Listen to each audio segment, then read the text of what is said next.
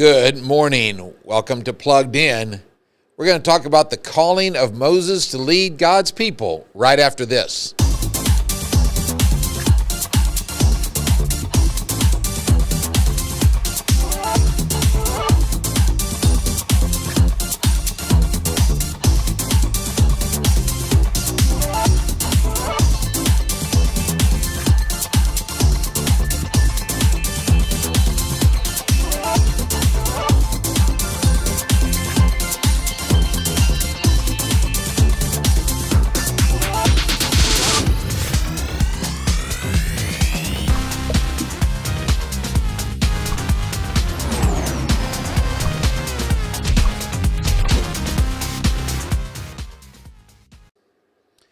Well, we welcome you back on this President's Day, Monday, the 19th of February.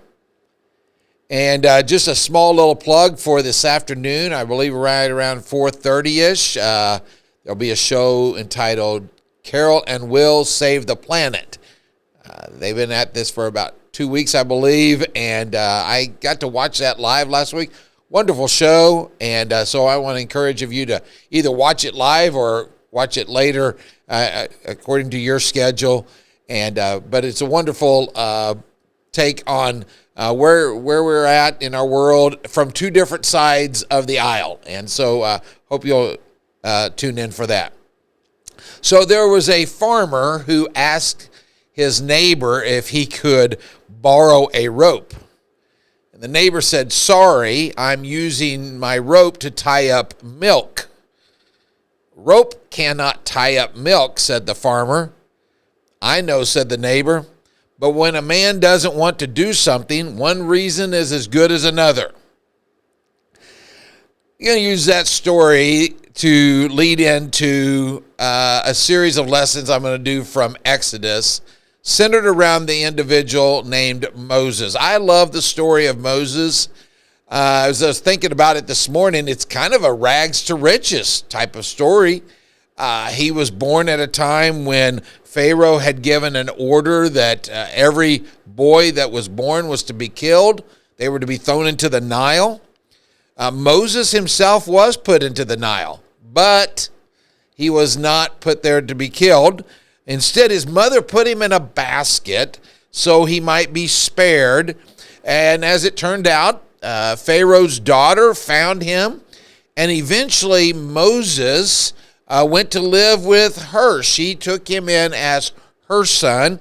And he was educated, as Acts chapter 7, verse 20 tells us, that he was educated in all the wisdom of the Egyptians. So things weren't starting out too well for him, but then, and he found himself in a palace.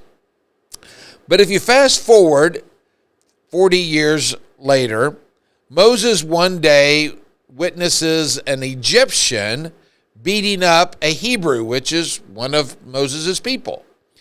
Moses came to the Hebrew's defense, and as a result, he killed the Egyptian and hid him in the sand. He looked around to make sure no one had seen him. He thought he was off the hook. But the next day, two Hebrews were fighting each other, and Moses showed up and wanted to know why they were fighting, and they looked at him and asked if he was some kind of a judge, and they said, "What are you going to do, kill us like you did the Egyptian?" And he realized he had been caught. And so he got scared, and Moses ran to a place where he would live, known as Midian. Now we're going to fast forward another 40 more years. Moses one day is out tending the flock that are owned by his father-in-law. And all of a sudden he notices this phenomena. He sees this bush that is burning, but the bush is not burning up. Now that would get any one of us, it would get our attention for sure.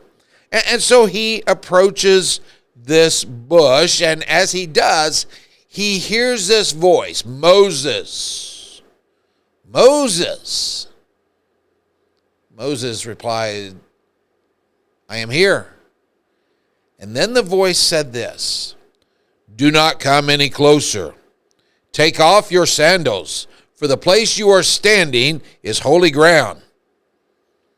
It was the voice of God calling on Moses. God had seen the misery of his people, who had been the slaves to the Egyptians. God had decided to come down and rescue his people and take them to a land that was spacious. It was flowing with milk and honey.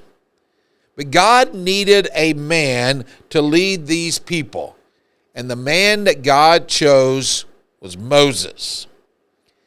Now there's a conversation that goes on between God and Moses. It's recorded in Exodus chapter 3, verse 11 through chapter 4, verse 13. Now, there were other conversations as Moses finally does what God calls him to do. But in particular, these conversations lead to a series of excuses, per se, that Moses makes as why he feels he's not qualified or adequate enough to lead the people.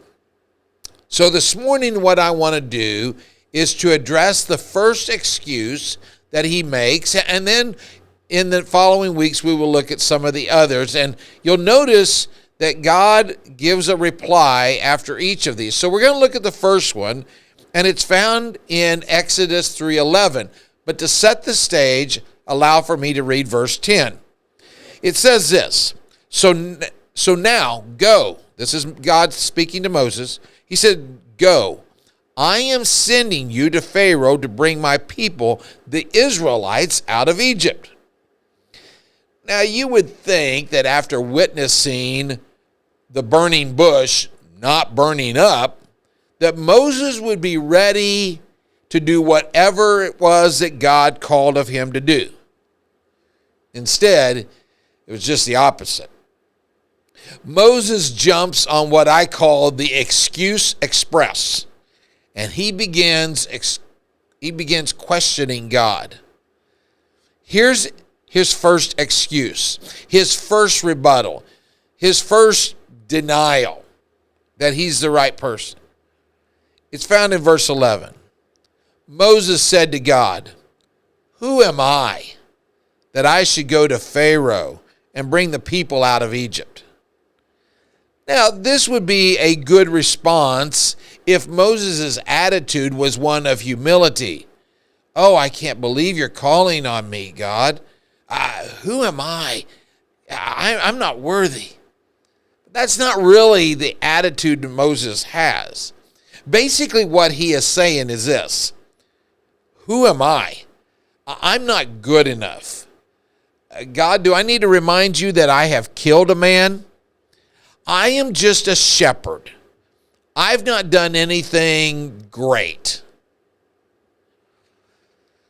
Sometimes we question God's choice in choosing us to do his work because we are either shackled by our past failures or we just can't seem to make sense of him calling us in our present positions. I shared with our church group yesterday this truth. God is not looking for ability. What God is looking for is availability. God knew Moses' past. God knew Moses' weaknesses. But God had a purpose. God had a plan. And Moses was his choice for that plan to be carried out. Now, as I mentioned earlier, for each excuse that Moses makes, God gives a reply. So this reply is going to show up on your screen. I'm going to read the entire part, but there's one part that I want to focus in on as some application for you and I today. It's found in verse 12, and it goes this way. It's God speaking. He says this, I will be with you, and this will be a sign to you that it is I who have sent you. When you have brought the people up out of Egypt. You will worship God on this mountain. Next week, we will cover the second excuse that Moses comes up with. But I want to share this as we begin to wind this time down today. When God calls on you or I to do his work, he is not going to leave us to do the work alone. He not only knows us, our past and or our present, he knows the future, and he knows what he wants of us to do. And he's not going to leave us alone to do it. He will be with you. I want to encourage of you, if you feel the call of God on your heart, if you hear a lesson, if you hear a sermon, a Sunday school teaching from wherever you attend church, and you just feel this call to do something for God, do not start wallowing in these excuses. Well, I'm not good enough. None of us are good enough.